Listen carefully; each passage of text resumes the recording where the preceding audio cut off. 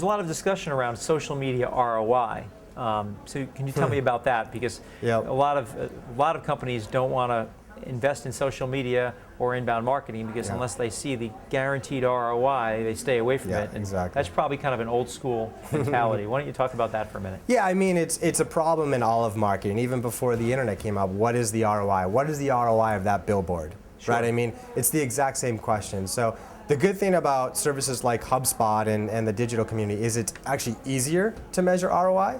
So, you know, one of the big trends these days is closed loop analytics. So understanding from the top of like people finding you from Facebook or Twitter or whatever, all the way down to the sales channel to the customer, how much revenue are actually extracting from each of those channels, you can measure that today.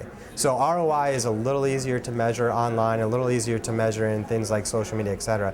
The problem is like the indirect ROI. So let's go back to our traditional example, the billboard, okay? Sure. I can put up a custom phone number on that billboard and measure how many people call that phone number and end up ordering. But I can also, someone may see that billboard and then tell a friend about it and they end up calling. Well, how do I measure the ROI behind that? The same holds true in social media. Yes, I can measure how many people find me from Twitter, how many convert to a lead, how many convert to a customer.